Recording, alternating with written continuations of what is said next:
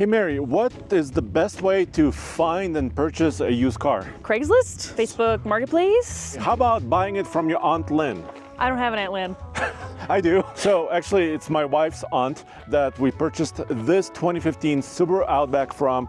And this question came up, right? Is it a great thing or a bad thing to purchase, first of all, this car, but also from one of your relatives? I just purchased a RAV4 from my mom. How did that go? It went great. She gave it to me for $4,000, so it was a pretty good deal. So you would hope that your relative, right, would give you a good deal and also would kind of, you would know the history of the car too, right? How about this? How about we kind of show some of the features of this car? This is a 2015, it's 10 years old. It's actually been really well maintained and it's low miles. Did Aunt Lynn give you a deal? We'll find out at the end of this video. How about that? You look like you're struggling with the squinting. Is that okay? No, I have a thing against sunglasses on camera because I want to communicate to the camera in a very serious way, okay? All right. What's up with the Subaru logo? Haven't seen it in a while. Isn't it beautiful? Yeah, what does it mean? It's an oval, but it's also the constellation, which means a lot to the company. Which constellation? I don't know. Should I Google it? Yeah. Let's see. Which constellation is on the Subaru logo? Taurus.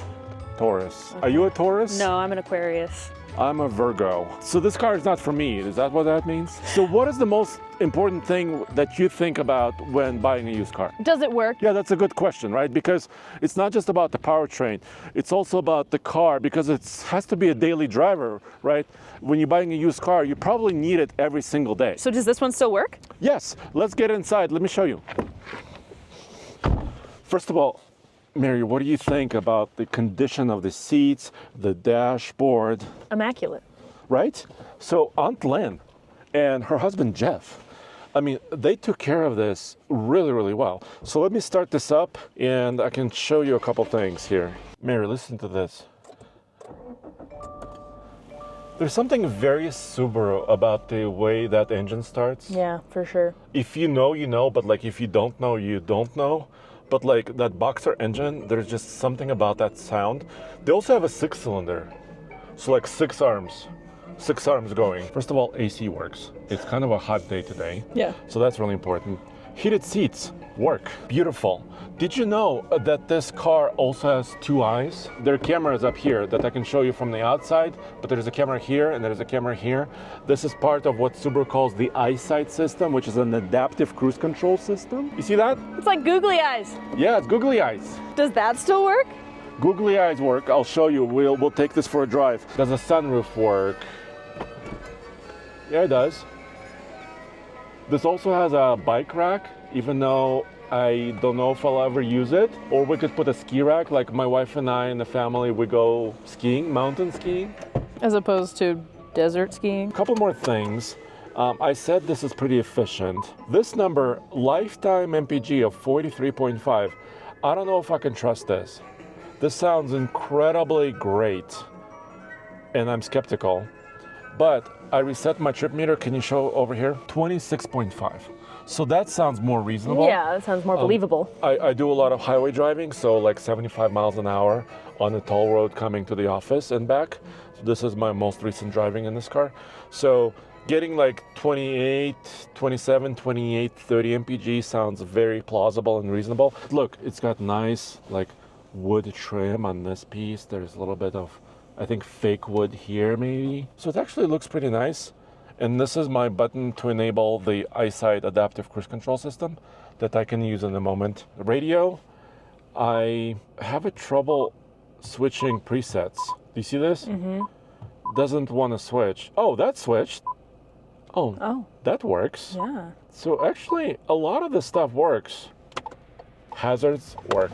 Should we take it for a spin? So we need to get to the paved road because I kind of want to give it the beans, as Tommy and Roman would say. Accelerate, and you'll hear the CVT, which is both good and bad, right? Because it's efficient, but I don't know if it's super pleasing to drive. And then we can also try out the EyeSight. I think this is a huge selling point for me, is that I have 2 eyes, And my car has two eyes too. It's very important to me that my car has the same vision or a very similar vision as me. Is that important to you? No. Okay.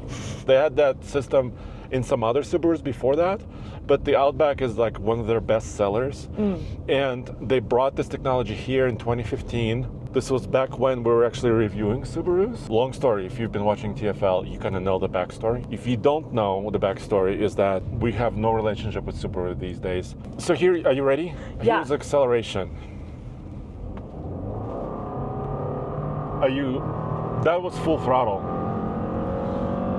Underwhelming. No, this car is not known for its like sporty character, but it's super efficient. I mean, you saw that, right? I mean, if we look at this again, come on, change. Why is it not changing? It froze. That's our current trip. I still don't trust this, but about 27 mpg in highway driving, I think it's good for any large all-wheel drive. So you said there's like 85,000 miles? Yes. For Subarus, what is, on average, when do they typically like put out the cap? Like, where's the life of a Subaru in miles? So my wife had a Legacy, also Subaru Legacy before this, and that car let go at about 175,000 miles because one of the pistons actually exploded, blew out. It had no oil. So I think that's mostly typical, but also these engines are fairly easy to replace, right? Because they're compact. How much does that usually cost? It could be several $1,000s, like $3,000, $4,000, $5,000, maybe to buy another used engine that's newer, or maybe a brand new engine. Let me set up my cruise control. I hit this button. I push this down, 55 miles an hour, and I still have to steer. So this is not like a new car that it steers for you. But it will find a car in front of me, and it's a very good system for adaptive cruise control. So see, I don't know if you could tell, right here, it tells me there's a vehicle in front of me, which there is, and it's maintaining a great distance. I can control the distance between us, and it's a very solid system, but it won't be able to pick up, like if we were approaching that traffic light at 60 miles an hour and there was dead stop traffic, that would be too quick of a closing speed. But in traffic like we are right now, with a speed differential of like, I don't know, 20 or 30 miles per hour, the system works really well. It has X mode, which is kind of the original gangster mode for all-wheel drive systems for Subaru. All the windows work, except there's a thing with Subarus. The passenger glass sometimes works and sometimes doesn't, and right now it's working, of course. But there's something else, the rear hatch. So first of all, this is one of the fancier Subarus with a lot of options, and this has a power liftgate. Do you hear that? It creaks like this push rod that basically is lifting the rear hatch. It goes but it's still working, and it is still working, and I want to leave it alone. A couple of cool things here. Look at what Aunt Lynn provided. Not just bottles, but I have an original brochure. We have all the receipts. We have the original window sticker.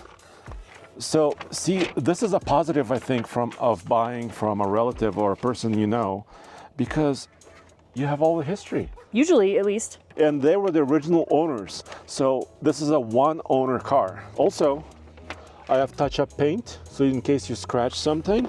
I've got a cleaner for the air filter. I have super coolant.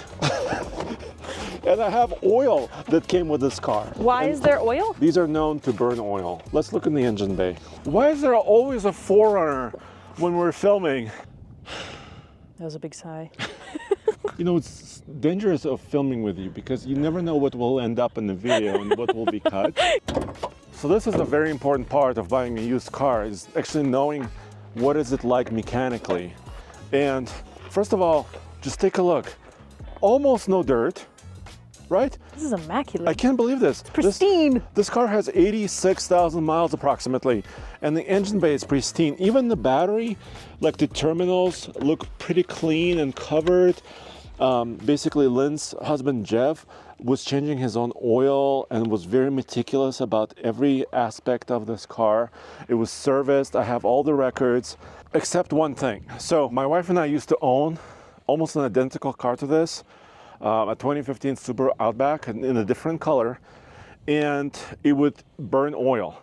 And the reason why I know this is because we parked it in the same garage for the entire time we owned it, and there was nothing on the floor. So it was never dripping. But the oil would be, like there'll be a low oil light. Every second or third month, we would have to add oil to it. So we went to the dealership and they said, after a couple of visits, they're like, oh, it's normal. That's what these engines do. It's kind of hard to accept. But are you ready for this? I don't know. I was going to explain the history of the Boxer engine for the Subaru. Okay. Are you ready for this? I'm ready. Okay, so a Boxer, do you know what that means? Is it like a Muhammad Ali engine? Basically. So in the normal engine, the pistons are going up and down, right? Yeah. So in this engine, they're horizontally opposed. So each piston, there's 4 of them. 2 are going that way and 2 are going this way. So they're actually boxing opposite each other. So it is like Muhammad Ali. Yeah, that makes this engine low. Do you see how the main part of the engine is actually quite low? And this is the air intake system basically on top of it, which means the weight is down low. That's why some of the Subarus are known as like rally cars. The weight is low, they're well balanced, they have all-wheel drive. So that's kind of the beauty of a Subaru. It's also relatively efficient, but it has a CVT.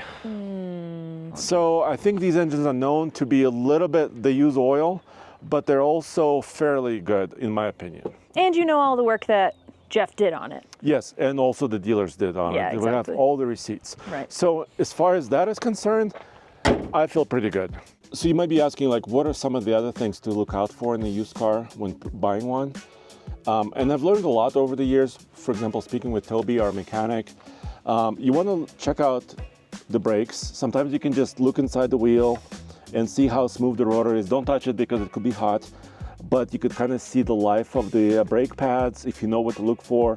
The condition of the tires itself, are they dry rotted? You know, there could be lines in the sidewall. That would be bad. These tires look amazing.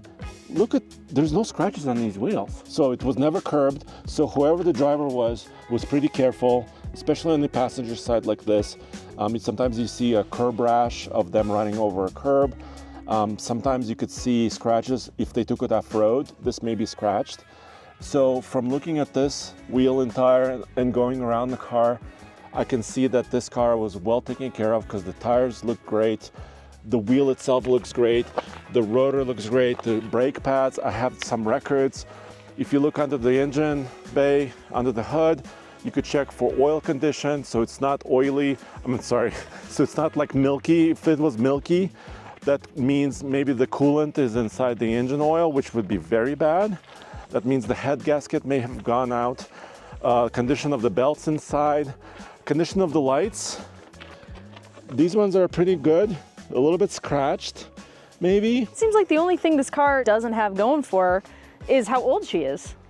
Yes, it is 10 years old, but at a relatively low miles, the windshield looks pretty clear, not broken, or there's no cracks. Do you want to know how much I paid for it? How much did you pay for it? Basically $10,000, which sounds like a lot of money, right? But consider this, if you looked for this car in Colorado, they're super popular. As soon as you have a popular car, the price goes up. If you look at online, we just did, you could find these cars at $11,000, $12,000 at the dealership with many more miles, like 120,000 miles. So I think $10,000 from a relative, it's a pretty good deal. I have a question. Okay, what's that? The problem I see with buying from a relative is the potential familial tension if something goes wrong right off the bat. That is always a clear danger.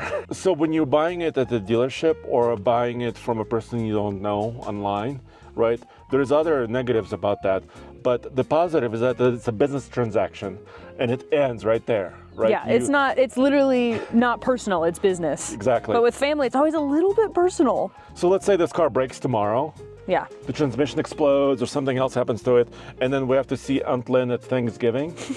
What happens then? Yeah, what do you say? There. Can you see the light bending? Yeah, a little.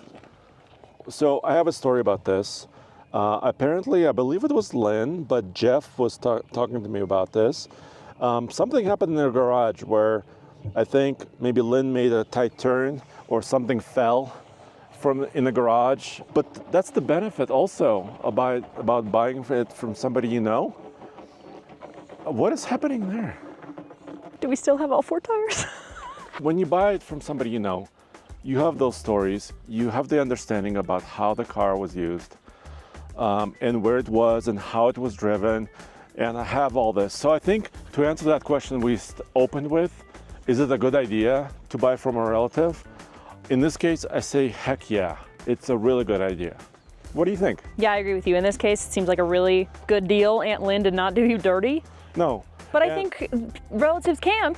Just like a sketchy car dealer can. Yeah, I mean, you never know. You just have to use your judgment, of course, right? Yeah. And just, in this case, this was a super practical, very good choice, I think. And I think my wife, she'll be driving it to work. Maybe our son will be driving it in a year as his first car. I think this could be a really super great vehicle.